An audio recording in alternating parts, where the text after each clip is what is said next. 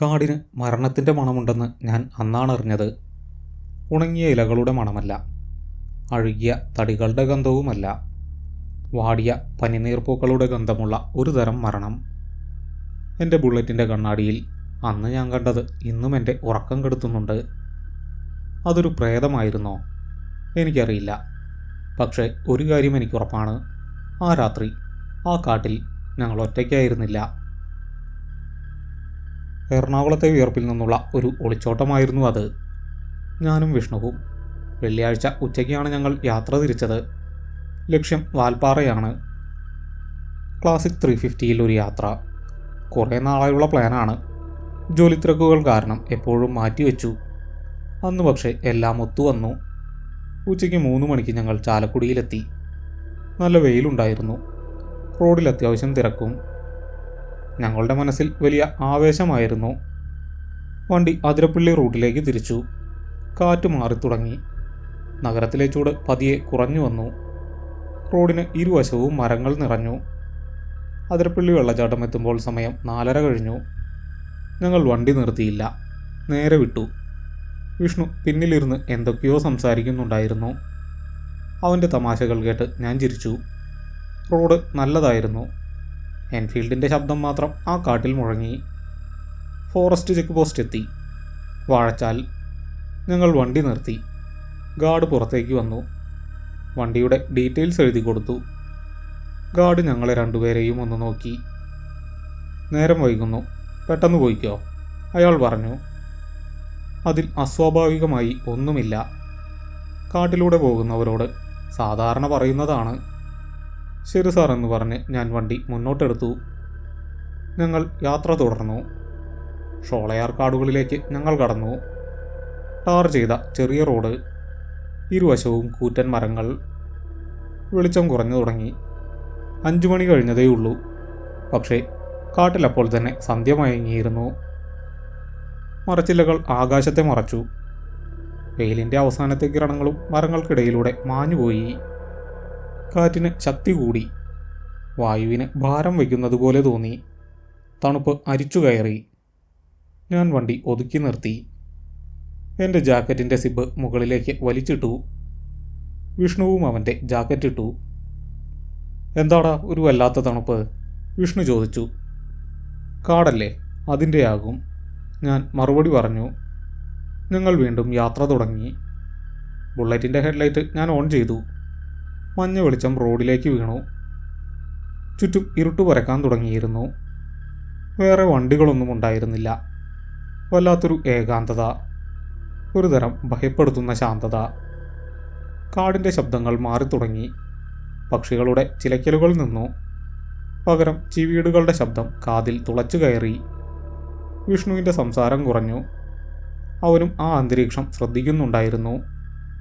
ഞാനും ഒന്നും മിണ്ടിയില്ല. എൻ്റെ ശ്രദ്ധ മുഴുവൻ റോഡിലായിരുന്നു. മണിക്കൂറുകൾ കടന്നുപോയി. റോഡ് കൂടുതൽ മോശമായി. കുഴികളും കല്ലുകളും നിറഞ്ഞു. വളവുകളും തിരിവുകളും കൂടി. ചിലയിടങ്ങളിൽ റോഡിൽ ആനപ്പിണ്ടം കണ്ടു. ഞങ്ങൾ വണ്ടി സ്ലോ ചെയ്തു. വളരെ ശ്രദ്ധിച്ചാണ് ഓടിച്ചത്. ഏതു നിമിഷവും കാട്ടിൽ നിന്ന് എന്തെങ്കിലും മൃഗം മുന്നിലേക്ക് ചാടാം. സമയം 6:30 കഴിഞ്ഞു. പൂർണ്ണമായും ഇരുട്ട് വീണു. ഹെഡ്ലൈറ്റിൻ്റെ വെളിച്ചം മാത്രം മുന്നിൽ. ആ വെളിച്ചം കാണിക്കുന്ന വഴിയിലൂടെ മാത്രം ഒരു യാത്ര. മലക്കപ്പാറ ചെക്ക് പോസ്റ്റ് എത്താറായി. ദൂരെ ആ ചെക്ക് പോസ്റ്റിലെ വെളിച്ചം കണ്ടപ്പോൾ എനിക്ക് വലിയ ആശ്വാസം തോന്നി. മനുഷ്യരുള്ള ഒരു സ്ഥലം. ഞങ്ങൾ വണ്ടി നിർത്തി. ഗാർഡ് പുറത്തേക്ക് വന്നു. കയ്യിലൊരു പഴയ നോട്ട് ബുക്കുണ്ട്. എങ്ങോട്ടാ? അയാൾ ചോദിച്ചു. ശബ്ദത്തിൽ ഒരു പരുക്കൻ ഭാവം. വാൽപ്പാറ, ഞാൻ പറഞ്ഞു. അയാൾ വാച്ച് നോക്കി. മുഖത്ത് ചെറിയൊരു അതൃപ്തി. ഇത്ര വൈകിയോ? ഇനിയിപ്പോൾ നിർത്താതെ പോകണം. ഒരു കാരണവശാലും വണ്ടി എവിടെയും നിർത്തരുത്. അയാൾ ഒന്നുകൂടി ആവർത്തിച്ചു, നിർത്തരുത്. ഞാൻ തലയാട്ടി. അയാൾ ബാരിയർ ഉയർത്തി. ഞാൻ വണ്ടി മുന്നോട്ടെടുത്തു. തമിഴ്നാട് അതിർത്തി കടന്നു. അപ്പർ ഷോളയാർ ഡാം പിന്നിട്ടു. പെട്ടെന്ന് പ്രകൃതിയുടെ സ്വഭാവം മാറി. കോടമഞ്ഞ് റോഡിലേക്ക് ഇറങ്ങി വന്നു. 10 അടി മുന്നിൽ എന്താണെന്ന് കാണാൻ കഴിയാത്ത അവസ്ഥ. ഹെഡ്ലൈറ്റിൻ്റെ മഞ്ഞ വെളിച്ചം മഞ്ഞിൽ തട്ടിച്ചിതറി. ഒരു വലിയ പുകമറയ്ക്കുള്ളിലൂടെ പോകുന്നത് പോലെ. ഞാൻ വണ്ടിയുടെ വേഗത വളരെ കുറച്ചു. ഫസ്റ്റ് ഗിയറിലും സെക്കൻഡ് ഗിയറിലുമാണ് വണ്ടി പോകുന്നത്. തണുപ്പ് അസഹനീയമായി മാറി. ഗ്ലൗസിനുള്ളിലൂടെയും എൻ്റെ വിരലുകൾ മരവിച്ചു. ക്ലച്ച് പിടിക്കാൻ ബുദ്ധിമുട്ട് തോന്നി. ചുറ്റും കൂരിരുട്ട്. മഞ്ഞിൻ്റെ വലിയ പാളികൾ ഞങ്ങളെ പൂർണ്ണമായും മൂടി. പെട്ടെന്നാണ് അത് സംഭവിച്ചത്. ബുള്ളറ്റിന് പെട്ടെന്ന് ഭാരം കൂടിയതുപോലെ. ചെറിയൊരു കയറ്റമാണ് മുന്നിൽ. വണ്ടി വല്ലാതെ ഇരമ്പി. സാധാരണ ഈ കയറ്റത്തിൽ സെക്കൻഡ് ഗിയറിൽ സുഖമായി പോകാറുള്ളതാണ്. എനിക്ക് വണ്ടിയുടെ താളമറിയാം. ഇതങ്ങനെയല്ല. ഞാൻ ഫസ്റ്റ് ഗിയറിലേക്ക് മാറ്റി ആക്സിലേറ്റർ കൊടുത്തു. എന്നിട്ടും വണ്ടിക്ക് മുന്നോട്ട് പോകാൻ വല്ലാത്ത ബുദ്ധിമുട്ട്. എൻജിൻ കരയുകയാണ്. ആരോ പുറകിൽ നിന്ന് വണ്ടി ബലമായി വലിച്ചു പിടിക്കുന്നത് പോലെ എനിക്ക് തോന്നി. വണ്ടിയുടെ ടയറിൽ കാറ്റില്ലാത്തതുപോലെ അതിഴഞ്ഞു. ഞാൻ വിഷ്ണുവിനെ വിളിച്ചു. വിഷ്ണു, നീ ഉറങ്ങിയോ? മറുപടിയില്ല. മഞ്ഞിലൂടെ വീശുന്ന കാറ്റിൻ്റെ ഇരമ്പൽ മാത്രം. ഞാൻ ഒന്നുകൂടി ഉറക്കെ വിളിച്ചു, ഡാ വിഷ്ണു. അവൻ പെട്ടെന്ന് എൻ്റെ തോളിൽ ഇറുകെ പിടിച്ചു. അവൻ്റെ വിരലുകൾ ഐസ് പോലെ തണുത്തിരുന്നു. എൻ്റെ ജാക്കറ്റിനുള്ളിലൂടെ ആ തണുപ്പെൻ്റെ തോളിനെ മരവിപ്പിച്ചു. എനിക്ക് വേദനിച്ചു. അവൻ നഖമാഴ്ത്തുകയായിരുന്നു. എന്താടാ? ഞാൻ ചോദിച്ചു. അവനൊന്നും മിണ്ടിയില്ല. അവൻ്റെ ശ്വാസോച്ഛ്വാസം വേഗത്തിലായി ഞാൻ കേട്ടു. അവൻ പേടിച്ചിട്ടുണ്ടെന്ന് എനിക്ക് മനസ്സിലായി. എൻ്റെ പുറകിൽ വല്ലാത്തൊരു തണുപ്പ് ഞാൻ അറിഞ്ഞു. എൻ്റെ നട്ടലിലൂടെ ഒരു വിറയൽ കടന്നുപോയി. വിഷ്ണുവിനും പിന്നിലായി മറ്റാരോ ഇരിക്കുന്നത് പോലെ. അതെ, എനിക്കത് വ്യക്തമായി മനസ്സിലാകുന്നുണ്ടായിരുന്നു. ബൈക്കിൻ്റെ കാരിയറിൽ ഒരു അധിക ഭാരം. വണ്ടിയുടെ പുറകിലെ ഷോക്ക് അബ്സോർബർ താഴേക്ക് അമർന്നിരിക്കുന്നു. അതുകൊണ്ടാണ് വണ്ടിക്ക് ഈ ഭാരം. എൻഫീൽഡിൻ്റെ ആ വലിയ സീറ്റിൽ ഞങ്ങൾക്ക് പിന്നിൽ ഇരുട്ടിൽ നിന്ന് മറ്റെന്തോ ഒന്ന് കയറിയിരിപ്പുണ്ട്. പെട്ടെന്ന് ആ മണം വന്നു. കാടിൻ്റെ പച്ച മണമല്ല അത്. മഞ്ഞിൻ്റെ തണുത്ത മണവുമല്ല. വാടിയ പനിനീർപ്പൂക്കളുടെ ഗന്ധം. അതെൻ്റെ മൂക്കിലേക്ക് ഇരച്ചു കയറി. വളരെ രൂക്ഷമായൊരു ഗന്ധം. എനിക്ക് ശ്വാസം മുട്ടി. പുറകിൽ നിന്ന് തണുത്ത ഒരു കാറ്റ് എൻ്റെ കഴുത്തിൽ തട്ടി. അല്ല, അതൊരു കാറ്റായിരുന്നില്ല. അതൊരു ശ്വാസമായിരുന്നു. ജീവനില്ലാത്ത തണുത്തുറഞ്ഞ ഒരു ശ്വാസം. എൻ്റെ കഴുത്തിലെ രോമങ്ങൾ എഴുന്നു നിന്നു. തിരിഞ്ഞു നോക്കാൻ എനിക്ക് ധൈര്യമില്ലായിരുന്നു. വിഷ്ണു എൻ്റെ തോളിലെ പിടി കൂടുതൽ മുറുക്കി. അവൻ എൻ്റെ പുറകിലിരുന്ന് വിറയ്ക്കുകയായിരുന്നു. റോഡിപ്പോഴും വിജനമാണ്. മുന്നിൽ മഞ്ഞു കൂടുന്നു. ഹെഡ്ലൈറ്റ് പ്രകാശം വെറുമൊരു മഞ്ഞ വൃത്തം മാത്രമായി ചുരുങ്ങി. മീറ്റർ ബോർഡിലെ ചെറിയ പച്ച വെളിച്ചം മാത്രമാണ് എനിക്ക് കൂട്ട്. വണ്ടിയുടെ ഭാരം കൂടിക്കൂടി വന്നു. ഹാൻഡിലിലെ എൻ്റെ കൈകൾ വിറച്ചു. ഗ്രിപ്പിൽ നിന്ന് വിരലുകൾ വഴുതുന്നു. എന്താണ് ഞാൻ ചെയ്യേണ്ടത്? വണ്ടി നിർത്തണോ? ഈ കൊടുങ്കാട്ടിൽ, അർദ്ധരാത്രിയിൽ, ഈ മഞ്ഞിൽ വണ്ടി നിർത്തിയാൽ എന്ത് സംഭവിക്കും? ആ ചിന്ത എന്നെ വല്ലാതെ ഭയപ്പെടുത്തി. മലക്കപ്പാറയിലെ ഗാർഡ് പറഞ്ഞത് ഞാൻ ഓർത്തു. വണ്ടി എവിടെയും നിർത്തരുത്. ഞാൻ ആക്സിലേറ്റർ ഒന്നുകൂടി തിരിച്ചു. വണ്ടി ഇരമ്പുക മാത്രമാണ് ചെയ്തത്. വേഗത തീരെ കൂടിയില്ല. പുറകിലെ സീറ്റിൽ ആ സാന്നിധ്യം കൂടുതൽ വ്യക്തമായി. എൻ്റെ മുതുകിലൊരു തണുപ്പ് പടർന്നു. വിഷ്ണുവും ആ തണുപ്പ് അറിയുന്നുണ്ടാകണം. അവൻ ശ്വാസം വിടാൻ ബുദ്ധിമുട്ടുന്ന ശബ്ദം ഞാൻ കേട്ടു. അവൻ എൻ്റെ പുറത്തേക്ക് മുഴുവനായി ചാഞ്ഞു. അവൻ്റെ ഭാരവും പുറകിലെ ആ അദൃശ്യ ഭാരവും ചേർന്ന് വണ്ടിയുടെ കൺട്രോൾ പോകുമെന്ന് എനിക്ക് തോന്നി. വണ്ടി ഒന്ന് പാളി. ഞാൻ ഇടത്തെ കാലുകുത്തി വണ്ടി ബാലൻസ് ചെയ്തു. ഇല്ല, വീഴാൻ പാടില്ല. ഇവിടെ വീണാൽ പിന്നെ എഴുന്നേൽക്കില്ല. ഇത് വെറും തോന്നലാണ്. എൻ്റെ മനസ്സിൻ്റെ കളിയാണ്. കാട്ടിലെ തണുപ്പാണ്. മഞ്ഞിൻ്റെ ഭാരമാണ് വണ്ടിക്ക്. ഞാൻ എന്നെ തന്നെ സമാധാനിപ്പിക്കാൻ ശ്രമിച്ചു. മലകയറ്റമായതുകൊണ്ടാണ്. ടയറിൽ കാറ്റ് കുറഞ്ഞതായിരിക്കും. വിഷ്ണുവിന് തണുത്തിട്ടാകും അവൻ അങ്ങനെ പിടിക്കുന്നത്. എൻ്റെ മനസ്സ് പല ന്യായീകരണങ്ങളും കണ്ടെത്തിക്കൊണ്ടിരുന്നു. പക്ഷെ ആ മണം, അത് ഞാനെങ്ങനെ വിശദീകരിക്കും? വാടിയ പൂക്കളുടെ ആ കടുത്ത ഗന്ധം ഇപ്പോഴും അവിടെയുണ്ട്. അത് കാറ്റിൽ വന്നതല്ല. അത് ഞങ്ങളുടെ തൊട്ടുപുറകിൽ നിന്നാണ് വരുന്നത്. എൻ്റെ ഹെൽമറ്റിൻ്റെ വൈസറിനുള്ളിൽ ആ മണം നിറഞ്ഞു നിന്നു. എനിക്ക് ഓക്കാനം വരുന്നുണ്ടായിരുന്നു. ഞാൻ കണ്ണാടിയിലേക്ക് നോക്കാൻ ആഗ്രഹിച്ചു. വണ്ടിയുടെ റിയർവ്യൂ മിറർ, അതിലേക്ക് ഒരു നിമിഷം കണ്ണോടിച്ചാൽ മതി. പുറകിൽ എന്താണെന്ന് എനിക്ക് കാണാം. എൻ്റെ സംശയങ്ങൾ മാറും. പക്ഷേ എൻ്റെ കണ്ണുകൾ മുന്നിലെ റോഡിൽ തന്നെ തറച്ചു നിന്നു. തല അല്പം പോലും തിരിക്കാൻ എൻ്റെ ശരീരം വിസമ്മതിച്ചു. ഒരു അദൃശ്യശക്തി എന്നെ തടയുന്നത് പോലെ. എൻ്റെ തലയ്ക്ക് വല്ലാത്തൊരു ഭാരം തോന്നി. ഞാൻ കണ്ണാടിയിലേക്ക് നോക്കിയാൽ അവിടെ കാണാൻ പാടില്ലാത്ത എന്തെങ്കിലും കണ്ടാൽ എൻ്റെ സമനില തെറ്റും. ഒരുപക്ഷെ വണ്ടി മറിയും. ഞങ്ങൾ രണ്ടുപേരും ഈ കാട്ടിൽ കിടന്നു മരിക്കും. ഈ ഇരുട്ടിൽ ഞങ്ങളെ ആരും കാണില്ല. സമയം എത്രയായെന്ന് എനിക്കറിയില്ല. എൻ്റെ വാച്ച് നോക്കാൻ എനിക്ക് കഴിയില്ല. ഫോൺ പോക്കറ്റിലാണ്. അതെടുക്കാൻ ഒരു കൈ ഹാൻഡിലിൽ നിന്ന് വിടാൻ എനിക്ക് പേടിയാണ്. രണ്ട് കൈ കൊണ്ട് പിടിച്ചിട്ട് പോലും വണ്ടി നേരെ പോകുന്നില്ല.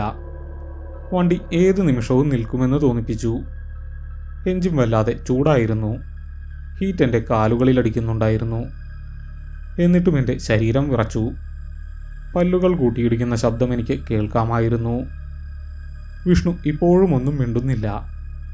അവൻ ജീവനോടെയുണ്ടോ എന്ന് പോലും ഞാൻ ഒരു നിമിഷം സംശയിച്ചു. വിഷ്ണു, ഞാൻ വീണ്ടും വിളിച്ചു. ശബ്ദം പുറത്തേക്ക് വന്നില്ല.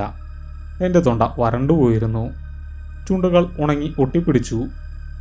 റോഡിൻ്റെ ഇടതുവശത്ത് വലിയൊരു കൊക്കയാണ്. അതെനിക്കറിയാം. പകൽ പോകുമ്പോൾ കണ്ടിട്ടുണ്ട്. വലതുവശത്ത് വലിയ പാറക്കെട്ടുകളും കൂറ്റൻ മരങ്ങളും. വളവുകൾക്ക് അവസാനമില്ല. ഓരോ വളവ് തിരിയുമ്പോഴും ഹെഡ്ലൈറ്റ് വെളിച്ചം കൊക്കയിലേക്ക് വീഴും. ഇരുട്ടിലേക്ക് നീളുന്ന ആ വെളിച്ചം കാണുമ്പോൾ തല കറങ്ങും. പിന്നെ വണ്ടി തിരിയുമ്പോൾ വെളിച്ചം പതിയെ റോഡിലേക്ക് വരും. ആ ഇരുട്ടിൽ പല രൂപങ്ങളും ഞാൻ കണ്ടു തുടങ്ങി. മരങ്ങൾ മനുഷ്യരെ പോലെ തോന്നിപ്പിച്ചു. പാറകൾക്ക് മുഖങ്ങൾ ഉള്ളതുപോലെ. കാറ്റു വീശുമ്പോഴുള്ള ശബ്ദം ആരോ കരയുന്നത് പോലെ തോന്നി. എൻ്റെ ഭയം എൻ്റെ കാഴ്ചയെ മറയ്ക്കുന്നുണ്ടായിരുന്നു. എൻ്റെ ബുദ്ധി പ്രവർത്തിക്കുന്നില്ല. വണ്ടിയുടെ പുറകിലെ ഭാരം അല്പം മുന്നോട്ടാഞ്ഞു. എൻ്റെ പുറത്ത് ഒരു സ്പർശം ഞാൻ അറിഞ്ഞു. അത് വിഷ്ണുവിൻ്റെ കൈകളല്ല. വിഷ്ണു എൻ്റെ തോളിലാണ് പിടിച്ചിരിക്കുന്നത്. ഇത് എൻ്റെ നടുവിലാണ്. തണുത്ത വളരെ നീളമുള്ള വിരലുകൾ പോലൊന്ന്. ആ സ്പർശം എൻ്റെ ജാക്കറ്റിന് മുകളിലൂടെ പതിയെ നീങ്ങി. എൻ്റെ ഹൃദയമിടിപ്പ് നിന്നുപോയെന്ന് എനിക്ക് തോന്നി. എനിക്ക് ശ്വാസമെടുക്കാൻ കഴിഞ്ഞില്ല. ഒരു വലിയ കല്ല് നെഞ്ചിൽ കയറ്റി വെച്ചതുപോലെ. ആ തണുത്ത വിരലുകൾ എൻ്റെ വാരിയെല്ലുകൾക്ക് മുകളിലൂടെ നീങ്ങി. ഞാൻ ഉറക്കെ നിലവിളിക്കാൻ ശ്രമിച്ചു. ആ തണുത്ത വിരലുകൾ എൻ്റെ വാരിയെല്ലുകൾക്ക് മുകളിലൂടെ നീങ്ങുകയായിരുന്നു. എൻ്റെ ശ്വാസം പൂർണ്ണമായും നിന്നുപോയി. അതൊരു മനുഷ്യൻ്റെ കൈകളായിരുന്നില്ല. അതിന് വല്ലാത്തൊരു നീളമുണ്ടായിരുന്നു. ഐസ് കട്ട വെച്ചതുപോലെയുള്ള ഒരു തണുപ്പ്. എൻ്റെ തുകൽ ജാക്കറ്റിനും ഉള്ളിലിട്ടിരിക്കുന്ന കട്ടിയുള്ള ഷർട്ടിനുമുള്ളിലൂടെ ആ തണുപ്പ് എൻ്റെ മാംസത്തിലേക്ക് അരിച്ചിറങ്ങി. എൻ്റെ ഹൃദയം വാരിയെല്ലുകൾക്കുള്ളിൽ വല്ലാതെ മിടിക്കുന്നത് എനിക്ക് കേൾക്കാമായിരുന്നു. ആ വിരലുകൾ എൻ്റെ നെഞ്ചിൻ്റെ ഇടതുവശത്തേക്ക് നീങ്ങാൻ ശ്രമിക്കുന്നത് പോലെ. ഞാൻ ബുള്ളറ്റിൻ്റെ ഹാൻഡിലിൽ പിടിമുറുക്കി. എൻ്റെ കൈത്തണ്ടയിലെ ഞരമ്പുകൾ വലിഞ്ഞു മുറുകി. എനിക്ക് നിലവിളിക്കണമെന്നുണ്ടായിരുന്നു. പക്ഷേ എത്ര ശ്രമിച്ചിട്ടും ശബ്ദം പുറത്തേക്ക് വന്നില്ല. എൻ്റെ നാവ് അണ്ണാക്കിൽ ഒട്ടിപ്പിടിച്ചിരുന്നു. കണ്ണുകളിൽ ഇരുട്ട് കയറുന്നതുപോലെ എനിക്ക് അനുഭവപ്പെട്ടു. വണ്ടി റോഡിൻ്റെ ഇടതുവശത്തേക്ക് പാളി. വലിയൊരു കൊക്കയാണ് അവിടെയെന്ന് എനിക്കറിയാം. ഞാൻ സർവ്വശക്തിയുമെടുത്ത് ഹാൻഡിൽ വലത്തോട്ട് തിരിച്ചു. വണ്ടി പെട്ടെന്ന് വെട്ടിത്തിരിഞ്ഞു. ഞങ്ങൾ താഴെ വീഴുമെന്ന് എനിക്ക് ഉറപ്പായിരുന്നു. എൻ്റെ വലത്തേക്കാൽ സ്വയമേ താഴേക്ക് പോയി. റോഡിൻ്റെ ടാറിൽ എൻ്റെ ഷൂസ് ഉരഞ്ഞു. ഒരു വിധത്തിൽ ഞാൻ വണ്ടി നേരെയാക്കി. ആ ഉലച്ചിലിൽ എൻ്റെ പുറകിലെ പിടി വിട്ടുപോയിരുന്നു. ആ തണുത്ത വിരലുകൾ എൻ്റെ നെഞ്ചിൽ നിന്നകന്നു. എനിക്ക് വലിയൊരു ആശ്വാസം തോന്നി. ഞാൻ വായ തുറന്ന് ആർത്തിയോടെ ശ്വാസം വലിച്ചു കുടിച്ചു. മഞ്ഞു വീണ തണുത്ത കാറ്റ് എൻ്റെ ശ്വാസകോശത്തിലേക്ക് ഇരച്ചു കയറി. എനിക്ക് ചുമ വന്നു. തുടർച്ചയായ ചുമ. ഹെൽമറ്റിനുള്ളിൽ എൻ്റെ കണ്ണുനീർ ഒഴുകിയിറങ്ങി. വണ്ടി നിർത്താൻ എൻ്റെ മനസ്സ് വീണ്ടും പറഞ്ഞു. പക്ഷേ എൻ്റെ ശരീരത്തിന് അതിന് കഴിഞ്ഞില്ല. എൻ്റെ വലതുകൈ ആക്സിലേറ്റർ മുറുകെ പിടിച്ചിരിക്കുകയാണ്. അത് വിടാൻ എനിക്ക് കഴിയില്ലായിരുന്നു. വിഷ്ണു ഇപ്പോഴും എൻ്റെ തോളിൽ ഇറുകെ പിടിച്ചിട്ടുണ്ട്. അവൻ്റെ വിരലുകൾ എൻ്റെ ജാക്കറ്റിൽ തറഞ്ഞു കയറുന്നുണ്ട്. അവനൊന്നും മിണ്ടുന്നില്ല. അവൻ്റെ തല എൻ്റെ മുതുകിൽ അമർന്നിരിക്കുകയാണ്. അവൻ ശ്വാസം വിടുന്നതിൻ്റെ നേരിയ ചൂട് എൻ്റെ പുറത്ത് തട്ടുന്നുണ്ടായിരുന്നു. അവൻ ബോധം കെട്ടുപോയോ എന്ന് ഞാൻ ഭയന്നു. വിഷ്ണു, ഞാൻ പതുക്കെ വിളിച്ചു. ഒരു വിറയൽ ആ ശബ്ദത്തിലുണ്ടായിരുന്നു. അവൻ മറുപടി പറഞ്ഞില്ല. പക്ഷേ അവൻ്റെ പിടി ഒന്നുകൂടി മുറുകി. അവന് ബോധമുണ്ട്, അവന് ജീവനുണ്ട്. പക്ഷേ അവൻ ഭയത്തിൻ്റെ കൊടുമുടിയിലാണ്, എന്നെപ്പോലെ തന്നെ. വണ്ടി വീണ്ടും ഇഴയാൻ തുടങ്ങി. ഫസ്റ്റ് ഗിയറിൽ എൻജിൻ അലറുകയാണ്. ആ വലിയ കാട്ടിൽ എൻ്റെ ബുള്ളറ്റിൻ്റെ ശബ്ദം മാത്രം മുഴങ്ങിക്കേട്ടു. ചുറ്റും കനത്ത മഞ്ഞ്. 10 അടി മുന്നിലുള്ളതുപോലും കാണാൻ കഴിയുന്നില്ല. റോഡിൻ്റെ നടുവിലൂടെ വരച്ചിട്ടുള്ള വെളുത്ത വരകൾ മാത്രമാണ് എൻ്റെ ആശ്രയം. ആ വരകളെ നോക്കി ഞാൻ വണ്ടി ഓടിച്ചു. ഓരോ നിമിഷവും ഒരു യുഗം പോലെ എനിക്ക് തോന്നി. സമയം എത്രയായെന്ന് എനിക്കറിയില്ല. ഫോണിൽ റേഞ്ച് ഉണ്ടാകില്ല. ആരോടും സഹായം ചോദിക്കാൻ കഴിയില്ല. ഞങ്ങൾ ഈ കാട്ടിൽ തീർത്തും ഒറ്റയ്ക്കാണ്. പിന്നിലെ ഭാരം വീണ്ടും കൂടുന്നതായി എനിക്ക് തോന്നി. പുറകിലെ ടയർ റോഡിൽ അമർന്നിരിക്കുകയാണ്. വണ്ടിയുടെ മുൻഭാഗം അല്പം ഉയർന്നിരിക്കുന്നത് പോലെ എനിക്ക് തോന്നി. ആരുടെയോ ഭാരമുള്ള ശ്വാസം എൻ്റെ പിൻകഴുത്തിൽ വീണ്ടും തട്ടിത്തുടങ്ങി. വാടിയ പനിനീർപ്പൂക്കളുടെ ആ രൂക്ഷഗന്ധം വീണ്ടും എൻ്റെ മൂക്കിലേക്ക് തുളച്ചു കയറി. ഇത്തവണ അതിന് ശക്തി കൂടുതലായിരുന്നു. അഴുകിയ എന്തോ ഒന്നിൻ്റെ ഗന്ധവും അതിൽ കലർന്നിരുന്നു. എനിക്ക് ഓക്കാനം വന്നു. ഞാൻ വായ പൊത്തിപ്പിടിച്ചു. എൻ്റെ വയറ്റിൽ നിന്ന് എന്തോ ഒന്ന് മുകളിലേക്ക് തികട്ടി വന്നു.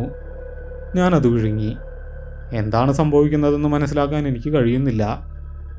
ഇതൊരു പേടി സ്വപ്നമാണോ? ഞാൻ എൻ്റെ വീട്ടിൽ കട്ടിലിൽ കിടന്നുറങ്ങുകയാണോ? അങ്ങനെയാണെങ്കിൽ എനിക്കിപ്പോൾ ഉണരണം. ഞാൻ കണ്ണുകൾ ഇറുക്കിയടച്ച് വീണ്ടും തുറന്നു.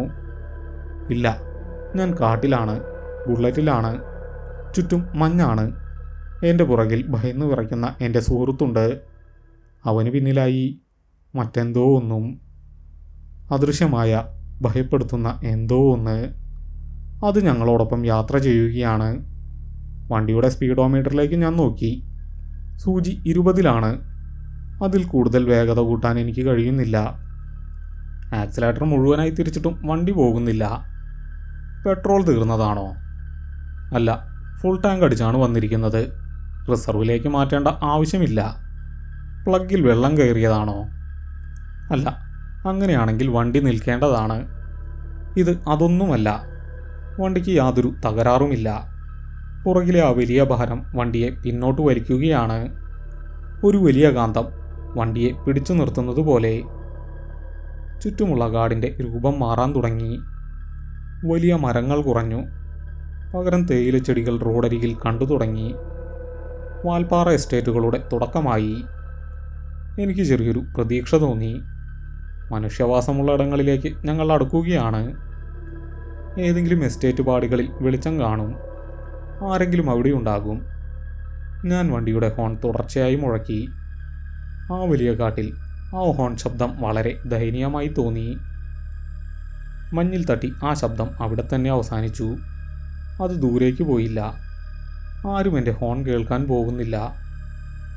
പെട്ടെന്ന് റോഡിൻ്റെ ഇടതുവശത്ത് നിന്ന് എന്തോ ഒന്ന് വണ്ടിയുടെ മുന്നിലേക്ക് ചാടി. ഒരു ചെറിയ മൃഗം. കാട്ടുപൂച്ചയോ മരപ്പട്ടിയോ ആകാം.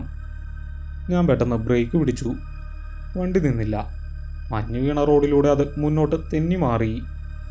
എൻ്റെ ഹൃദയം പണിമുടക്കിയതുപോലെ തോന്നി.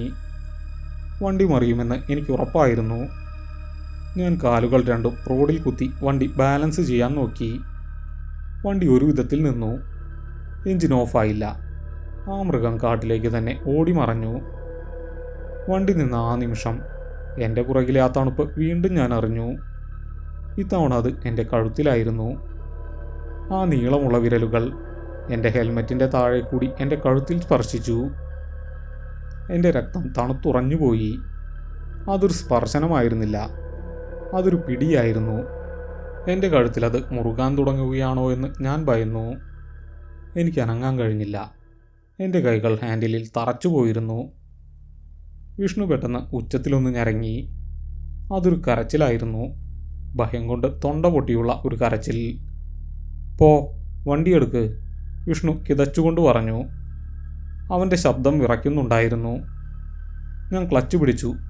ഗിയർ മാറ്റി വണ്ടി മുന്നോട്ടെടുത്തു. എൻ്റെ കഴുത്തിലെ ആ പിടി വിട്ടുമാറി. എൻ്റെ ശ്വാസം നേരെ വീണു. വണ്ടി പതിയെ മുന്നോട്ട് നീങ്ങി. ആദ്യത്തെ ഹെയർ പിൻ വളവ് മുന്നിൽ കണ്ടു. ഒരു വലിയ സൈൻ ബോർഡ് മഞ്ഞിൽ മങ്ങിക്കാണാം. Hair pin 1. അത് കണ്ടപ്പോൾ എനിക്ക് ജീവൻ തിരിച്ചു കിട്ടിയതുപോലെ തോന്നി. ഞങ്ങൾ എത്തിയിരിക്കുന്നു. ഈ വളവ് കഴിഞ്ഞാൽ വലിയൊരു കയറ്റമാണ്. അത് കഴിഞ്ഞാൽ എസ്റ്റേറ്റുകളാണ്. വീടുകളും വെളിച്ചവും ഉണ്ടാകും. വണ്ടി ഹെയർ പിൻ വളവിലേക്ക് തിരിഞ്ഞു. ആ വളവ് തിരിയുന്ന ആ നിമിഷം പെട്ടെന്ന് വണ്ടിയുടെ പുറകിലെ ആ വലിയ ഭാരമില്ലാതായി. അക്ഷരാർത്ഥത്തിൽ അത് അപ്രത്യക്ഷമായി. ആരോ വണ്ടിയിൽ നിന്ന് ഇറങ്ങിപ്പോയതുപോലെ. ഒരു വലിയ കല്ല് വണ്ടിയിൽ നിന്ന് എടുത്തു മാറ്റിയതുപോലെ. ബുള്ളറ്റ് പെട്ടെന്ന് ഒരു കുതിപ്പ് കുതിച്ചു. ഞാൻ പ്രതീക്ഷിക്കാത്ത ഒരു കുതിപ്പ്. എൻ്റെ കയ്യിൽ നിന്ന് വണ്ടിയുടെ കൺട്രോൾ പോകുമെന്ന് തോന്നി. ഞാൻ പെട്ടെന്ന് ബ്രേക്ക് പിടിച്ച് വേഗത നിയന്ത്രിച്ചു. വണ്ടി അതിൻ്റെ പഴയ താളത്തിലേക്ക് മടങ്ങി. എഞ്ചിൻ്റെ ഇരമ്പൽ മാറി. അതൊരു സാധാരണ ശബ്ദമായി. ഫസ്റ്റ് ഗിയറിൽ നിന്ന് വണ്ടിക്ക് വേഗത കൂടി. ഞാൻ അത്ഭുതത്തോടെ സെക്കൻഡ് ഗിയറിലേക്ക് മാറ്റി. വണ്ടി സുഗമമായി കയറ്റം കയറാൻ തുടങ്ങി. എൻ്റെ പുറകിലെ ആ തണുപ്പ് മാറി. വാടിയ പൂക്കളുടെ ഗന്ധം കാറ്റിൽ പറന്നുപോയി. കാടിൻ്റെ സാധാരണ മണം തിരികെ വന്നു. വിഷ്ണു എൻ്റെ തോളിലെ പിടി അയച്ചു. അവൻ നേരെയിരുന്നു. അവൻ ദീർഘമായി ശ്വാസം വിടുന്നത് ഞാൻ കേട്ടു. അവനും ആ മാറ്റം മനസ്സിലായിട്ടുണ്ട്. ഞങ്ങൾ രക്ഷപ്പെട്ടിരിക്കുന്നു.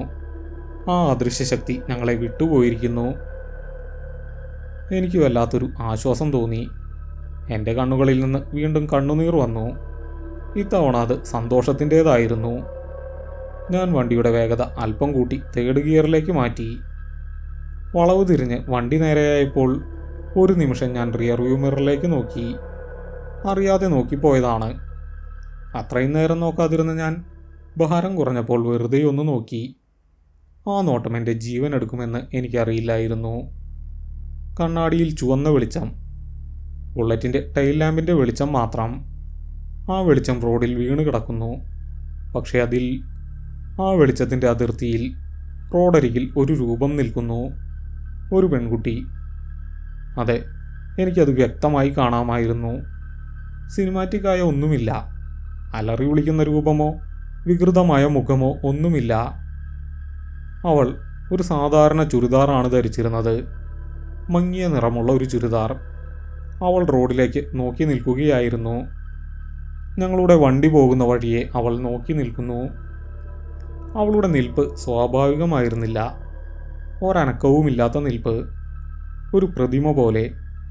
അവളുടെ മുടി കാറ്റിൽ പറക്കുന്നില്ലായിരുന്നു. അവളുടെ കണ്ണുകൾ, ആ കണ്ണുകൾ എനിക്ക് കാണാൻ കഴിഞ്ഞില്ല. പക്ഷേ അവൾ എന്നെ തന്നെയാണ് നോക്കുന്നതെന്ന് എനിക്ക് തോന്നി. ആ കണ്ണാടിയിലൂടെ അവൾ എൻ്റെ കണ്ണുകളിലേക്ക് നോക്കുന്നു. എൻ്റെ ഹൃദയമിടിപ്പ് വീണ്ടും നിന്നുപോയി. എൻ്റെ കയ്യിൽ നിന്ന് വണ്ടിയുടെ ഹാൻഡിൽ വഴുതി. വണ്ടി ഒന്ന് പാളി. ഞാൻ വീണ്ടും കണ്ണാടിയിലേക്ക് നോക്കി. ഇല്ല, അവിടെ ആരുമില്ല. റോഡ് ശൂന്യമാണ്. മഞ്ഞ് മാത്രം. എൻ്റെ കാഴ്ചയ്ക്ക് മങ്ങലേറ്റതാണോ?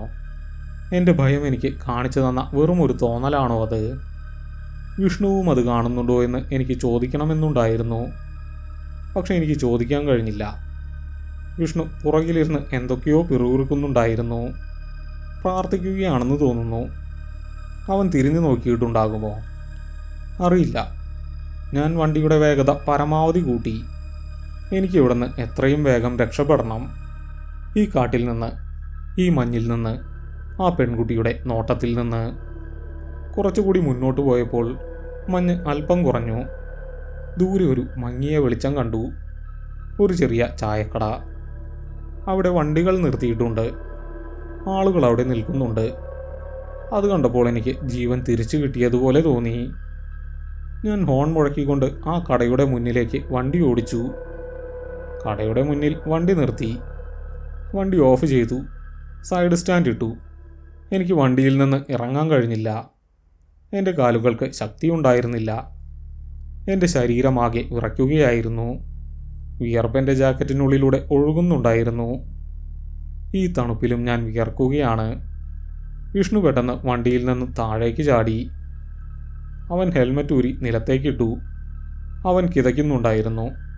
അവൻ്റെ മുഖം വിളറി വെളുത്തിരുന്നു. കണ്ണുകൾ ചുവന്നിരുന്നു. അവൻ കടയുടെ ഒരു തൂണിൽ ചാരി നിന്നു. ഞാനും പതുക്കെ വണ്ടിയിൽ നിന്നിറങ്ങി. എൻ്റെ കാലുകൾ നിലത്തുറയ്ക്കുന്നുണ്ടായിരുന്നില്ല. ഞാൻ ബുള്ളറ്റിൽ ചാരി നിന്നു. ഹെൽമറ്റ് ഊരി. ശുദ്ധവായു എൻ്റെ മുഖത്ത് തട്ടി. ഞാൻ ദീർഘമായി ശ്വാസമെടുത്തു. കടയിൽ നിന്നിരുന്ന ആളുകൾ ഞങ്ങളെ അത്ഭുതത്തോടെ നോക്കുന്നുണ്ടായിരുന്നു. ഞങ്ങളുടെ കോലം കണ്ട് അവർക്കെന്തോ പന്തികേട് തോന്നിയിരിക്കണം. കടക്കാരൻ പ്രായമുള്ള ഒരാളായിരുന്നു. അയാൾ ഞങ്ങളുടെ അടുത്തേക്ക് വന്നു. അയാളുടെ കയ്യിൽ 2 ഗ്ലാസ് ചൂട് ചായ ഉണ്ടായിരുന്നു. അയാൾ ആ ഗ്ലാസുകൾ ഞങ്ങളുടെ നേരെ നീട്ടി. ഞങ്ങളുടെ മുഖത്തെ ഭയം അയാൾ വായിച്ചെടുത്തിട്ടുണ്ടെന്ന് എനിക്ക് തോന്നി. അയാൾ വളരെ ശാന്തമായി, യാതൊരു അമ്പരപ്പുമില്ലാതെ ഞങ്ങളോടൊരു ചോദ്യം ചോദിച്ചു. ആ ചോദ്യം എൻ്റെ കാതുകളിൽ മുഴങ്ങി. എൻ്റെ സിരകളിലെ രക്തം വീണ്ടും മരവിച്ചു. ഞാൻ കേട്ടത് സത്യമാണോ എന്ന് ഞാൻ സംശയിച്ചു. ആ കടക്കാരൻ വളരെ ശാന്തനായാണ് അത് ചോദിച്ചത്. സാധാരണ ഒരാളോട് വഴി ചോദിക്കുന്നത് പോലെ. അപ്പർ ഷോളയാർ കഴിഞ്ഞുള്ള ആ വലിയ മരത്തിൻ്റെ അടുത്ത് വെച്ച് വണ്ടിക്ക് പെട്ടെന്ന് ഭാരം തോന്നിയിരുന്നോ? എൻ്റെ കയ്യിലിരുന്ന ചായ ഗ്ലാസ് വിറച്ചു. ചൂടുള്ള ചായ എൻ്റെ വിരലുകളിലേക്ക് തൂവി. എനിക്ക് പൊള്ളി. ആ പൊള്ളൽ പക്ഷേ എനിക്ക് അനുഭവപ്പെട്ടില്ല. ഞാൻ ആ ഗ്ലാസ് താഴെ വയ്ക്കാൻ ശ്രമിച്ചു. പക്ഷെ അത് കയ്യിൽ നിന്നും വഴുതി നിലത്ത് വീണു പൊട്ടി. ചായ മണ്ണിൽ പടർന്നു. കടക്കാരൻ യാതൊരു ഭാവവ്യത്യാസവുമില്ലാതെ അത് നോക്കി നിന്നു. അയാൾക്ക് ഞങ്ങളുടെ ഈ പ്രതികരണം പുതുമയല്ല എന്ന് എനിക്ക് തോന്നി. വിഷ്ണു എൻ്റെ അടുത്തേക്ക് വന്നു. അവൻ കടക്കാരനെ തുറിച്ചു നോക്കി. അവൻ്റെ കണ്ണുകളിൽ ഭയവും അമ്പരപ്പവും നിറഞ്ഞു നിന്നു. പേടിക്കണ്ട, കടക്കാരൻ വീണ്ടും പറഞ്ഞു. അയാൾ വേറൊരു ഗ്ലാസ്സിൽ ചായ പകർന്നു. അതെനിക്ക് നേരെ നീട്ടി. തമിഴ്നാട് അതിർത്തി വരെ മാത്രം അവൾ വരും. ആരെയും ഉപദ്രവിക്കാറില്ല. വഴിയിൽ രാത്രി വണ്ടിയിലോ കാറിലോ വരുന്നവരുടെ കൂടെ കൂടും. അതിർത്തി എത്തുമ്പോൾ ഇറങ്ങിപ്പോകും. അതാണ് പതിവ്. അയാൾ വളരെ ലളിതമായാണത് പറഞ്ഞത്. പക്ഷേ ആ വാക്കുകൾ എന്നെ തകർത്ത് കളഞ്ഞു. അപ്പോൾ ഞാൻ അനുഭവിച്ചത് എൻ്റെ തോന്നലായിരുന്നില്ല, എൻ്റെ മനസ്സിൻ്റെ ഭ്രമമായിരുന്നില്ല. ആ തണുപ്പ്, ആ സ്പർശം, വാടിയ പൂക്കളുടെ ആ ഗന്ധം, എല്ലാം സത്യമായിരുന്നു. ആ കാട്ടിൽ എൻ്റെ ബുള്ളറ്റിൻ്റെ പുറകിൽ അവളുണ്ടായിരുന്നു. എൻ്റെ നെഞ്ചിൽ വിരലുകൾ അമർത്തിയത് അവളായിരുന്നു. എൻ്റെ കഴുത്തിൽ പിടിച്ചത് അവളായിരുന്നു. എനിക്ക് ശ്വാസം മുട്ടുന്നത് പോലെ തോന്നി. ഞാൻ കടയുടെ മുന്നിലെ മരബെഞ്ചിലേക്ക് ഇരുന്നു പോയി. വിഷ്ണുവും എൻ്റെ അടുത്തായി ഇരുന്നു. അവൻ മുഖം കൈകളിൽ പൊത്തി. അവൻ വിതുമ്പുന്നുണ്ടായിരുന്നു. എനിക്ക് അവനെ ആശ്വസിപ്പിക്കാൻ കഴിഞ്ഞില്ല. എനിക്കും കരയണമെന്നുണ്ടായിരുന്നു. പക്ഷേ കണ്ണുനീർ വന്നില്ല. ഒരു തരം മരവിപ്പ് എന്നെ പൊതിഞ്ഞു. കടക്കാരൻ തൻ്റെ പണി തുടർന്നു. വേറെ ചിലർ അവിടെ ചായ കുടിക്കുന്നുണ്ടായിരുന്നു. അവർ ഞങ്ങളെ നോക്കി എന്തൊക്കെയോ പറയുന്നുണ്ടായിരുന്നു. തമിഴിലാണ്. എനിക്കൊന്നും മനസ്സിലായില്ല. എനിക്കൊന്നും വ്യക്തമായി കേൾക്കാനും കഴിഞ്ഞില്ല. എൻ്റെ കാതുകളിൽ അപ്പോഴും എൻഫീൽഡിൻ്റെ കരയുന്ന ശബ്ദം മുഴങ്ങുന്നുണ്ടായിരുന്നു. പുറകിലെ ആ ഭാരം ഇപ്പോഴും ഉള്ളതുപോലെ. നമുക്ക് പോകാം, വിഷ്ണു പെട്ടെന്ന് പറഞ്ഞു. അവൻ്റെ കണ്ണുകൾ ചുവന്നിരുന്നു. എങ്ങോട്ട്? ഞാൻ ചോദിച്ചു. ഇവിടുന്ന് എങ്ങോട്ടെങ്കിലും. എനിക്കിനി ഈ കാട്ടിൽ നിൽക്കാൻ വയ്യ, അവൻ പറഞ്ഞു. സമയം രാത്രി 8:30 കഴിഞ്ഞിരുന്നു. വാൽപ്പാറ ടൗണിലേക്ക് ഇനിയും 15 കിലോമീറ്ററോളം ദൂരമുണ്ട്. അവിടെയാണ് ഞങ്ങൾ റൂം ബുക്ക് ചെയ്തിരിക്കുന്നത്. ഇനിയും യാത്ര ചെയ്യണം. ആ വണ്ടിയിൽ വീണ്ടും കയറണം. എനിക്ക് ആലോചിക്കാൻ കൂടി കഴിഞ്ഞില്ല. എൻ്റെ ബുള്ളറ്റ് അവിടെ നിർത്തിയിട്ടിരിക്കുകയാണ്. അതിൻ്റെ ഹെഡ്ലൈറ്റ് ഞാൻ ഓഫ് ചെയ്തിട്ടില്ലായിരുന്നു. വെളിച്ചം മണ്ണിലേക്ക് വീണ് കിടക്കുന്നു. ആ വണ്ടി കാണുമ്പോൾ എനിക്ക് വല്ലാത്തൊരു ഭയം തോന്നി. ഇത്രയും കാലം എനിക്ക് ഏറ്റവും പ്രിയപ്പെട്ടതായിരുന്നു എൻ്റെ വണ്ടി. അതിപ്പോൾ എനിക്ക് അപരിചിതമായി തോന്നുന്നു. എഴുന്നേൽക്ക്, വിഷ്ണു എന്നെ നിർബന്ധിച്ചു. അവൻ ഹെൽമറ്റ് കയ്യിലെടുത്തു. ഞാൻ പതുക്കെ എഴുന്നേറ്റു. കടക്കാരന് പൈസ കൊടുത്തു. അയാൾ പൈസ വാങ്ങി പെട്ടിയിലിട്ടു. എന്നിട്ട് എന്നെ നോക്കി പറഞ്ഞു, ഇനി കുഴപ്പമൊന്നുമില്ല, അവൾ അതിർത്തി വിട്ടുവരില്ല, ധൈര്യമായി പോയിക്കോളൂ. അതൊരു ആശ്വാസവാക്കായിരുന്നു. പക്ഷേ എനിക്കത് വിശ്വസിക്കാൻ കഴിഞ്ഞില്ല. ഞങ്ങൾ ബുള്ളറ്റിനടുത്തേക്ക് നടന്നു. ഞാൻ എൻ്റെ ഹെൽമറ്റ് എടുത്തു. വൈസറിൽ തൊട്ടപ്പോൾ എൻ്റെ വിരലുകൾ വിറച്ചു. ഞാൻ വണ്ടിയിൽ കയറിയിരുന്നു. സീറ്റിലിരുന്നപ്പോൾ ഞാൻ ഞെട്ടി. വണ്ടിയുടെ എൻജിൻ ഭാഗം നല്ല ചൂടാണ്. പക്ഷേ ഞാൻ ഇരിക്കുന്ന സീറ്റ്, അതല്ല, പുറകിലെ സീറ്റ്, അത് ഐസ് പോലെ തണുത്തിരിക്കുന്നു. ഈ മഞ്ഞിലെ സ്വാഭാവികമായ തണുപ്പല്ല അത്. അതൊരു മരണത്തണുപ്പാണ്. ജീവനില്ലാത്ത എന്തോന്ന് കുറച്ചു മുമ്പ് വരെ അവിടെ ഇരുന്നതിൻ്റെ തണുപ്പ്. വിഷ്ണു എൻ്റെ പുറകിൽ കയറിയിരുന്നു. അവൻ ആ തണുപ്പ് അറിഞ്ഞിട്ടുണ്ടാകണം. അവൻ പെട്ടെന്നൊന്ന് ഞെട്ടി മാറുന്നത് ഞാൻ അറിഞ്ഞു. പക്ഷെ അവനൊന്നും മിണ്ടിയില്ല. എനിക്കുമൊന്നും സംസാരിക്കാൻ തോന്നിയില്ല. ഞാൻ താക്കോൽ തിരിച്ചു. എഞ്ചിൻ ഇരമ്പി. ഞങ്ങൾ ആ ചെറിയ വെളിച്ചത്തിൽ നിന്ന് വീണ്ടും ഇരുട്ടിലേക്ക് യാത്ര തുടങ്ങി. തേയിലത്തോട്ടങ്ങൾക്ക് ഇടയിലൂടെയാണ് റോഡ്. ഇരുവശവും വലിയ സിൽവർ ഓക്ക് മരങ്ങൾ. തോട്ടങ്ങളിൽ കോടമഞ്ഞ് കെട്ടിക്കിടക്കുന്നുണ്ട്. റോഡിൽ വലിയ കുഴികളൊന്നുമില്ല.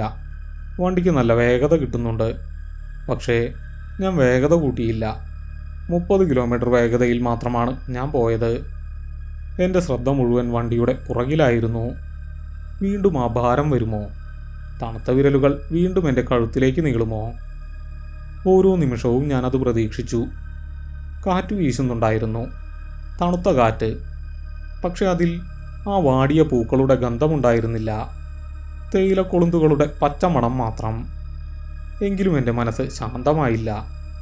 റോഡരികിലെ മയിൽക്കുറ്റികൾ കാണുമ്പോൾ ഞാൻ ഞെട്ടിക്കൊണ്ടിരുന്നു. ഓരോ വെളുത്ത കുറ്റിയും ഇരുട്ടിലൊരു മനുഷ്യരൂപം പോലെ എനിക്ക് തോന്നി. അവളവിടെ കാത്തു നിൽക്കുന്നുണ്ടാവുമോ? കണ്ണാടിയിലേക്ക് നോക്കാൻ ഞാൻ ഭയന്നു. എങ്കിലും എൻ്റെ കണ്ണുകൾ അറിയാതെ റിയർവ്യൂ മിററിലേക്ക് നീണ്ടു. ഇല്ല, അവിടെ ഇരുട്ട് മാത്രമാണ്. വിഷ്ണു എൻ്റെ തോളിൽ പിടിച്ചിട്ടില്ല. അവൻ എൻ്റെ ജാക്കറ്റിൻ്റെ പോക്കറ്റിൽ പിടിച്ചിരിക്കുകയാണ്. അവൻ എൻ്റെ പുറത്തേക്ക് ചാരിയിട്ടില്ല. ഞങ്ങളുടെ ഇടയിൽ ചെറിയൊരു അകലം അവനുണ്ടായിരുന്നു. ഒരുപക്ഷെ അവരും ഭയക്കുന്നത് ഞങ്ങളുടെ ഇടയിൽ മറ്റാരെങ്കിലും വീണ്ടും വന്നേക്കാമെന്നാകാം. ആ അകലം എനിക്ക് കൂടുതൽ ഭയം നൽകി. എൻ്റെ പുറകുഭാഗം പൂർണ്ണമായും തുറന്നു കിടക്കുകയാണ്. ഏതു നിമിഷവും ആ തണുത്ത സ്പർശം വീണ്ടും അവിടെ പതിക്കാം. ഒരു ഹെയർപിൻ വളവ് കൂടി കഴിഞ്ഞു. വാൽപ്പാറ ടൗണിൻ്റെ ചെറിയ വെളിച്ചങ്ങൾ ദൂരെ കണ്ടു തുടങ്ങി. എനിക്ക് സമാധാനം തോന്നി. മനുഷ്യരുള്ള ഇടം, വെളിച്ചമുള്ള ഇടം. ടൗണിലേക്ക് കടന്നപ്പോൾ വണ്ടികൾ കണ്ടു തുടങ്ങി. ആളുകൾ നടന്നു പോകുന്നു. തുറന്ന കടകൾ. എനിക്ക് വലിയൊരു ഭാരം ഇറക്കി വെച്ചതുപോലെ തോന്നി. ഞങ്ങൾ രക്ഷപ്പെട്ടു. പൂർണ്ണമായും രക്ഷപ്പെട്ടു. ഞങ്ങൾ ബുക്ക് ചെയ്ത ഹോം സ്റ്റേ ടൗണിൽ നിന്ന് കുറച്ച് മാറിയാണ്. ഒരു ചെറിയ കുന്നിൻ മുകളിൽ. അതൊരു പഴയ ബ്രിട്ടീഷ് ബംഗ്ലാവാണ്. ഗൂഗിൾ മാപ്പ് നോക്കി ഞങ്ങൾ അവിടെ എത്തി. വലിയൊരു ഇരുമ്പ് ഗേറ്റ്. അതിനു മുന്നിൽ ഞാൻ വണ്ടി നിർത്തി ഹോൺ അടിച്ചു. കുറച്ചു കഴിഞ്ഞപ്പോൾ പ്രായമായ ഒരാൾ ടോർച്ചും മിന്നിച്ചുകൊണ്ട് വന്നു. അയാൾ ഗേറ്റ് തുറന്നു. രാഹുലാണോ? അയാൾ ചോദിച്ചു. അതെ, ഞാൻ മറുപടി പറഞ്ഞു. ഞാൻ മുരുകൻ, ഇവിടുത്തെ കെയർടേക്കറാണ്. സാർ വരാൻ വൈകിയപ്പോൾ ഞാൻ വിചാരിച്ചു നാളെയേ വരുമെന്ന്. അയാൾ ചിരിച്ചുകൊണ്ട് പറഞ്ഞു. ഞങ്ങൾ വണ്ടി ഉള്ളിലേക്ക് കയറ്റി. വലിയൊരു മുറ്റം, ചുറ്റും മരങ്ങൾ. ബംഗ്ലാവിൻ്റെ പോർച്ചിൽ ഞാൻ വണ്ടി പാർക്ക് ചെയ്തു. വണ്ടി ഓഫ് ചെയ്ത് സ്റ്റാൻഡിലിട്ടു. താക്കോലൂരി ഞാൻ വണ്ടിയിൽ നിന്നിറങ്ങി. എൻ്റെ കാലുകൾക്കിപ്പോഴും നല്ല വിറയലുണ്ടായിരുന്നു. വണ്ടിയുടെ സീറ്റിൽ വെറുതെ ഒന്ന് ഞാൻ തൊട്ടു നോക്കി. ആ തണുപ്പ് ഇപ്പോഴും അവിടെയുണ്ട്. അത് മാറുന്നില്ല. ഞാൻ വേഗം കൈവലിച്ചു. മുരുകൻ ഞങ്ങളെ മുറിയിലേക്ക് കൊണ്ടുപോയി. വലിയൊരു മുറി, തടി കൊണ്ടുള്ള തറ, പഴയ ഫർണിച്ചറുകൾ, മുറിയിൽ നേരിയ ഫിനോയിലിൻ്റെ മണം. അതൊരു വലിയ ആശ്വാസമായിരുന്നു. മുരുകൻ ഞങ്ങൾക്ക് കുടിക്കാൻ വെള്ളം തന്നു. നാളത്തെ ഭക്ഷണത്തിൻ്റെ കാര്യങ്ങൾ ചോദിച്ചു. ഞങ്ങൾക്കൊന്നും വേണ്ടെന്ന് ഞാൻ പറഞ്ഞു. എങ്ങനെയെങ്കിലും ഒന്ന് കിടന്നാൽ മതിയെന്നായിരുന്നു എനിക്ക്. മുരുകൻ ഗുഡ് നൈറ്റും പറഞ്ഞ് പുറത്തേക്ക് പോയി. ഞാൻ വാതിൽ അകത്തുനിന്നും കുറ്റിയിട്ടു. ജനലുകളെല്ലാം അടച്ചിട്ടുണ്ടോ എന്ന് ഞാൻ പരിശോധിച്ചു. കട്ടിയുള്ള കർട്ടനുകൾ വലിച്ചിട്ടു. പുറത്തുനിന്നുള്ള ഒരു വെളിച്ചവും ഉള്ളിലേക്ക് വരരുത്. വിഷ്ണു ഇതിനോടകം തന്നെ കട്ടിലിലേക്ക് വീണിരുന്നു. അവൻ ഷൂസ് പോലും ഊരിയിരുന്നില്ല. അവൻ അങ്ങനെ തന്നെ കിടക്കുകയാണ്. ഞാൻ എൻ്റെ ജാക്കറ്റ് ഊരി കസാരയിലേക്കിട്ടു. വലിയൊരു ഭാരം ഒഴിവായി പോയതുപോലെ എനിക്ക് തോന്നി. ഞാൻ ബാത്റൂമിലേക്ക് പോയി. മുഖം കഴുകണം. കണ്ണാടിയുടെ മുന്നിൽ ഞാൻ നിന്നു. ടാപ്പ് തുറന്ന് തണുത്ത വെള്ളം മുഖത്തേക്ക് കുടഞ്ഞു. ടവലെടുത്ത് മുഖം തുടച്ചു. ഞാൻ കണ്ണാടിയിലേക്ക് നോക്കി. എൻ്റെ കണ്ണുകൾ വല്ലാതെ ക്ഷീണിച്ചിരുന്നു. മുഖത്ത് ഭയത്തിൻ്റെ നിഴലുകൾ ഇപ്പോഴുമുണ്ട്. പെട്ടെന്നാണ് ഞാനത് ശ്രദ്ധിച്ചത്. എൻ്റെ കഴുത്തിൽ തൊണ്ടയ്ക്ക് താഴെയായി ചെറിയ ചുവന്ന പാടുകൾ, വിരലുകൾ അമർന്നതുപോലെയുള്ള പാടുകൾ. എൻ്റെ ശ്വാസം വീണ്ടും നിന്നു. ഞാൻ കണ്ണാടിയിലേക്ക് ഒന്നുകൂടി അടുത്തു നിന്നു. അതെ, അത് വിരലുകളുടെ പാടുകൾ തന്നെയാണ്. 5 വിരലുകൾ എൻ്റെ കഴുത്തിൽ മുറുകെ പിടിച്ചതിൻ്റെ പാടുകൾ. എൻ്റെ തൊലിപ്പുറത്ത് അത് വ്യക്തമായി കാണാം. ആ തണുത്ത സ്പർശം എനിക്ക് വീണ്ടും ഓർമ്മ വന്നു. എൻ്റെ കൈയും കാലും തളർന്നു. ഞാൻ ബാത്റൂമിൻ്റെ ഭിത്തിയിൽ ചാരി നിന്നു. എൻ്റെ മനസ്സ് വീണ്ടും ആ കാട്ടിലേക്ക് പോയി. ആ നിമിഷങ്ങളിലേക്ക്. അതെല്ലാം സത്യമായിരുന്നു. അവൾ എന്നെ സ്പർശിച്ചിരുന്നു. അവൾ എന്നെ പിടിച്ചിരുന്നു. ഞാൻ വേഗം ബാത്റൂമിൽ നിന്ന് പുറത്തേക്കിറങ്ങി. വിഷ്ണു ഇപ്പോഴും ആ കിടപ്പാണ്. അവൻ ഉറങ്ങിയിട്ടില്ല. അവൻ സീലിങ്ങിലേക്ക് നോക്കി കിടക്കുകയാണ്. ഞാൻ എൻ്റെ കട്ടിലിൽ പോയിരുന്നു. ലൈറ്റ് ഓഫ് ചെയ്യാൻ എനിക്ക് ധൈര്യമില്ലായിരുന്നു. ഈ വെളിച്ചത്തിൽ തന്നെ ഇരിക്കണം. പെട്ടെന്ന് മുറിയിലെ ഫിനോയിലിൻ്റെ മണം പതിയെ മാറാൻ തുടങ്ങി. എനിക്കത് വ്യക്തമായി മനസ്സിലാകുന്നുണ്ടായിരുന്നു. എവിടെ നിന്നാണ് ആ കാറ്റ് വരുന്നത്? ജനലുകളെല്ലാം അടച്ചിട്ടിരിക്കുകയാണല്ലോ. ഫാനോ എ സിയോ വർക്ക് ചെയ്യുന്നില്ല. എന്നിട്ട് മുറിയിൽ നേരിയ വായുസഞ്ചാരം. ആ കാറ്റിനൊപ്പം ഒരു ഗന്ധം എൻ്റെ മൂക്കിലേക്ക് വീണ്ടും അരിച്ചു കയറി. വാടിയ പനിനീർപ്പുകളുടെ ഗന്ധം. ആദ്യം അത് വളരെ നേരിയതായിരുന്നു. പിന്നെ അത് പതിയെ മുറിയിലാകെ നിറഞ്ഞു. ഫിനോയിലിൻ്റെ ഗന്ധം പൂർണ്ണമായും ഇല്ലാതായി. എൻ്റെ നെഞ്ചിടിപ്പ് വീണ്ടും കൂടി. ഞാൻ ജനലുകളിലേക്ക് നോക്കി. എല്ലാം അടച്ചിട്ടിരിക്കുകയാണ്. കർട്ടനുകൾ അനങ്ങുന്നില്ല. പുറത്തുനിന്ന് കാറ്റ് ഉള്ളിലേക്ക് വരാൻ ഒരു വഴിയുമില്ല. പിന്നെ എങ്ങനെ ഈ മണം ഇവിടെ എത്തി? ഞാൻ വിഷ്ണുവിനെ നോക്കി. അവനിപ്പോഴും കട്ടിലിൽ അനങ്ങാതെ കിടക്കുകയാണ്.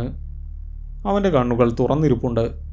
സീലിങ്ങിലെ പഴയ മരപ്പലകകളിലേക്കാണ് അവൻ്റെ നോട്ടം. അവൻ കണ്ണ് ചിമ്മുന്നത് പോലുമില്ല. വിഷ്ണു, ഞാൻ പതുക്കെ വിളിച്ചു. അവൻ കേട്ടതായി ഭാവിച്ചില്ല. ഞാൻ അവനടുത്തേക്ക് നടന്നു. എൻ്റെ ഓരോ ചുവടിലും തറയിലെ തടിപ്പലകകൾ ശബ്ദിച്ചു. ഞാൻ അവൻ്റെ കട്ടിലിൻ്റെ അരികിലെത്തി. അവിടെ വല്ലാത്തൊരു തണുപ്പുണ്ടായിരുന്നു. മുറിയുടെ ബാക്കി ഭാഗങ്ങളേക്കാൾ തണുപ്പ്. എൻ്റെ ശ്വാസം ഒരു പുക പോലെ പുറത്തേക്ക് വരുന്നത് ഞാൻ കണ്ടു. ഈ മുറിക്കുള്ളിൽ എങ്ങനെ ഇത്രയും തണുപ്പ് വരും? ഞാൻ അവൻ്റെ തോളിൽ തൊട്ടു. അവൻ്റെ ശരീരം ഐസ് പോലെ തണുത്തിരുന്നു. വിഷ്ണു, എഴുന്നേൽക്ക്. നിനക്കെന്താ പറ്റിയത്? ഞാൻ അവനെ പിടിച്ചു കുലുക്കി. അവൻ പതുക്കെ എൻ്റെ നേരെ തിരിഞ്ഞു. ആ നോട്ടം കണ്ട് ഞാൻ ഒരടി പുറകോട്ട് മാറിപ്പോയി. അവൻ്റെ കണ്ണുകളിൽ ജീവനില്ലായിരുന്നു. പകൽ മുഴുവൻ എൻ്റെ കൂടെ ചിരിച്ചു കളിച്ച് യാത്ര ചെയ്ത എൻ്റെ സുഹൃത്തല്ല അത്. തികച്ചും അപരിചിതനായ ഒരാൾ. അവൻ്റെ ചുണ്ടുകൾ വിറയ്ക്കുന്നുണ്ടായിരുന്നു. പല്ലുകൾ കൂട്ടിയിടിക്കുന്ന ശബ്ദം എനിക്ക് കേൾക്കാം. അവൾ പോയിട്ടില്ല. വിഷ്ണു പതുക്കെ മന്ത്രിച്ചു. എന്ത്? നീ എന്താ ഈ പറയുന്നത്? നമ്മൾ റൂമിലെത്തി. വാതിൽ പൂട്ടിയിട്ടുണ്ട്. ഞാൻ അവനെ സമാധാനിപ്പിക്കാൻ ശ്രമിച്ചു. എൻ്റെ സ്വന്തം ശബ്ദത്തിലുള്ള ഭയം എനിക്ക് തന്നെ കേൾക്കാമായിരുന്നു. ഇല്ല, എൻ്റെ പുറകിൽ. വിഷ്ണുവിൻ്റെ കണ്ണുകളിൽ നിന്ന് കണ്ണുനീരൊഴുകി. എൻ്റെ പുറകിൽ അവളുണ്ട്. എനിക്ക് അനങ്ങാൻ പറ്റുന്നില്ല. ഭാരം, വല്ലാത്ത ഭാരം. ഞാൻ അവൻ്റെ കട്ടിലിലേക്ക് നോക്കി. സിംഗിൾ കോട്ടുകൾ ചേർത്ത് വെച്ച ഒരു വലിയ കട്ടിലാണത്. വിഷ്ണു ഒരു വശത്താണ് കിടക്കുന്നത്. അവൻ്റെ തൊട്ടടുത്തായി കട്ടിലിൻ്റെ മറ്റേ പകുതിയിൽ ഞാനത് കണ്ടു. എൻ്റെ ശ്വാസം വീണ്ടും തൊണ്ടയിൽ കുരുങ്ങി. അവിടെ മറ്റാരോ ഇരിക്കുന്നതുപോലെ കിടക്ക താഴേക്ക് അമർന്നിരിക്കുന്നു. ഒരു മനുഷ്യൻ്റെ ഭാരം കിടക്കയിൽ പതിഞ്ഞാൽ എങ്ങനെയുണ്ടായിരിക്കുമോ അതുപോലെ. കൃത്യമായ ഒരു കുഴി. അതും വിഷ്ണുവിൻ്റെ ശരീരത്തിനോട് ചേർന്ന്. ആ കുഴിക്ക് ചുറ്റുമുള്ള വിരിപ്പിൽ ചുളിവുകൾ വീണിട്ടുണ്ട്. അവിടെ ആരുമില്ല. എനിക്ക് ആരെയും കാണാൻ കഴിയുന്നില്ല. പക്ഷെ അവിടെ ഭാരമുള്ള എന്തോ ഒന്ന് ഇരിക്കുന്നുണ്ട്. വിഷ്ണുവിനെയും ചേർത്ത് പിടിച്ചുകൊണ്ട്. ആ കിടക്കയിൽ നിന്നാണ് പനിനീർപ്പൂക്കളുടെ ഗന്ധം വരുന്നത്. എനിക്കവിടെ നിൽക്കാൻ കഴിഞ്ഞില്ല. ഞാൻ പുറകോട്ട് നടന്നു. എൻ്റെ പുറം മുറിയുടെ ഭിത്തിയിൽ തട്ടി. ഞാൻ ഭിത്തിയിലൂടെ താഴേക്ക് ഊർന്നിറങ്ങി തറയിലിരുന്നു. എൻ്റെ കാലുകൾ മടക്കി വെച്ച് അതിൽ മുഖം അമർത്തി. എനിക്ക് കരയണമെന്നുണ്ടായിരുന്നു. പക്ഷേ ശബ്ദം പുറത്തു വന്നാൽ ആ അദൃശ്യ രൂപം എന്നെ ശ്രദ്ധിക്കുമോ എന്ന് ഞാൻ ഭയന്നു. മുറിയിലെ ലൈറ്റ് ഞാൻ ഓഫ് ചെയ്തില്ല. ആ മഞ്ഞ വെളിച്ചത്തിൽ ഞാൻ ആ കിടക്കയിലേക്ക് തന്നെ നോക്കിയിരുപ്പായി. സമയം ഇഴഞ്ഞു നീങ്ങി. പുറത്ത് ചിവീടുകളുടെ ശബ്ദം മാത്രമുണ്ട്. മുറിക്കുള്ളിൽ വിഷ്ണുവിൻ്റെ പല്ലുകൾ കൂട്ടിയിടിക്കുന്ന ശബ്ദവും. പിന്നെ മുറിക്കുള്ളിൽ മറ്റൊരു ശബ്ദവും. വളരെ നേർത്ത ഒരു ശ്വാസോച്ഛ്വാസം. അത് വിഷ്ണുവിൻ്റേതല്ല. വിഷ്ണു കിതയ്ക്കുകയാണ്. ഇത് വളരെ ശാന്തമായ താളാത്മകമായ ഒരു ശ്വാസമെടുപ്പാണ്. ഒരു പെൺകുട്ടിയുടെ ശ്വാസം. എൻ്റെ കഴുത്തിനു പിന്നിൽ ഞാൻ കാട്ടിൽ വെച്ചറിഞ്ഞ അതേ ശ്വാസം. അവൾ വിഷ്ണുവിൻ്റെ മുഖത്തേക്ക് നോക്കി ശ്വാസം വിടുകയാണെന്ന് എനിക്ക് തോന്നി. വിഷ്ണു കണ്ണുകൾ ഇറുക്കി അടച്ചു കിടക്കുകയാണ്. രാത്രി 1 മണിയായി കാണും. എനിക്ക് എഴുന്നേറ്റ് വാതിൽ തുറന്ന് പുറത്തേക്ക് ഓടണമെന്നുണ്ടായിരുന്നു. മുരുകനെ വിളിക്കണം. പക്ഷേ എനിക്ക് ഇരുന്നിടത്തു നിന്നും അനങ്ങാൻ പോലും കഴിഞ്ഞില്ല. വിഷ്ണുവിനെ അവിടെ തനിച്ചാക്കി പോകാൻ എൻ്റെ മനസ്സ് അനുവദിച്ചതുമില്ല. ഞാൻ എല്ലാ ദൈവങ്ങളെയും മനസ്സിൽ വിളിച്ചു. ജീവിതത്തിൽ ആദ്യമായാണ് ഞാൻ ഇത്രയും തീവ്രമായി പ്രാർത്ഥിക്കുന്നത്. മണിക്കൂറുകൾ കടന്നുപോയി. എൻ്റെ കണ്ണുകൾ എപ്പോഴോ ഒന്ന് അടഞ്ഞുപോയിരിക്കണം. പെട്ടെന്ന് എന്തോ ഒരു മാറ്റം തോന്നി ഞാൻ കണ്ണു തുറന്നു. മുറിയിലെ തണുപ്പ് കുറഞ്ഞിരിക്കുന്നു. ഞാൻ വേഗം കിടക്കയിലേക്ക് നോക്കി. അവിടെ ആ കുഴിയില്ല. കിടക്കയുടെ വിരിപ്പ് പഴയതുപോലെ നിവർന്നു കിടക്കുന്നു. അവിടെ ഉണ്ടായിരുന്ന ആ വലിയ ഭാരമില്ലാതായിരിക്കുന്നു. വിഷ്ണു ഇപ്പോൾ വിറയ്ക്കുന്നില്ല. അവൻ സാധാരണ പോലെ ശ്വാസം വിടുന്നുണ്ട്. അവൻ നല്ല ഉറക്കത്തിലാണ്. ഞാൻ വായുവിൽ മണം പിടിച്ചു നോക്കി.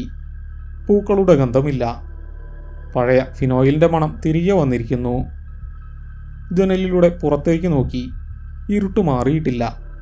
എങ്കിലും എനിക്ക് വലിയ ആശ്വാസം തോന്നി. അവൾ പോയി. ഇത്തവണ അവൾ ശരിക്കും പോയി. ബാക്കി സമയം ഞാൻ തറയിൽ തന്നെ ഇരുന്നു. എൻ്റെ കണ്ണുകൾ പിന്നെ അടഞ്ഞില്ല. പുറത്ത് പതുക്കെ വെളിച്ചം വീണു തുടങ്ങി. കിളികളുടെ ശബ്ദം കേട്ടു. സമയം 6 മണി കഴിഞ്ഞു. ഞാൻ പതുക്കെ എഴുന്നേറ്റു. കാലുകൾ വല്ലാതെ മരവിച്ചിരുന്നു. ഞാൻ വാതിൽ തുറന്നു. പുറത്ത് നല്ല കോടമഞ്ഞുണ്ട്. എങ്കിലും പ്രഭാതത്തിൻ്റെ വെളിച്ചം എനിക്ക് വല്ലാത്തൊരു ധൈര്യം തന്നു. ഞാൻ വിഷ്ണുവിൻ്റെ അടുത്തേക്ക് പോയി. അവനെ തട്ടി വിളിച്ചു. അവൻ പതുക്കെ കണ്ണു തുറന്നു.